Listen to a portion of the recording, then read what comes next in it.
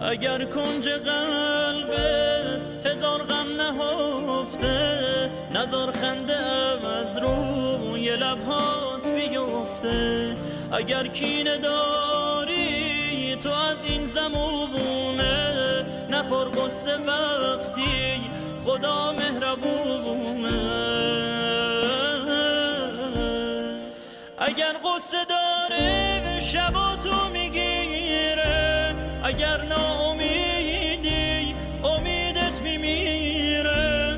اگر بره تو دستای گرگه، بازم عاشقی کن خدامون بزرگه. بازم عاشقی کن خدامون بزرگه. منم وقت قصه چشامو میبندم، به یاد خوشی ها به غم ها میخندم که یادم بمونه همیشه. با فکر و خیال از غمام کم نمیشه.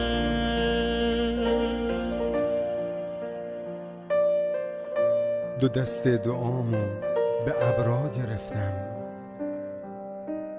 واسه این به سمت سیاهی نرفتم. تو هم آرزوتو گره کن به خورشید، که از پا بیفته شب سرد تردید.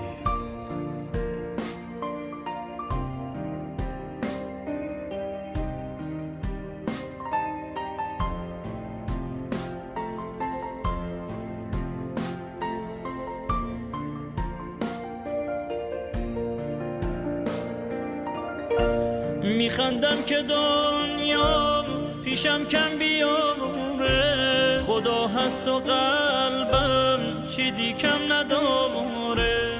ندارم شکایت چرا شب نشینم، من از پشت مهتاب خدا رو میبینم.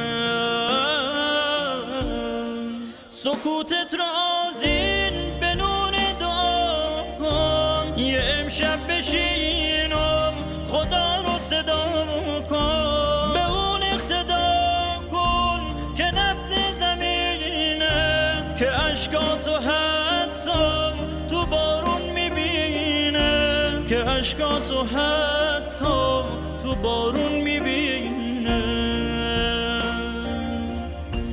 نذار لحظه ای هم درونت بلرزه، یه عشقی تو دنیاست که بی حد و مرزه. همیشه تو سرماست که گرم و قشنگه، گیاه شفا بخش توی قلب سنگه. نترس از شکستن یه راهه، توی هر شکستن یک چشمی گواهه، که تضمین برگشت فقط دست اونه. چیه قصه داری؟ خدا مهربون. یه وقتا سیاهی هر اندازه مبهم، یه سرپوش خوبه روی عیب آدم. همیشه اتاقی که تاریک و تنگه، دلیل ظهور یه عکس قشنگ.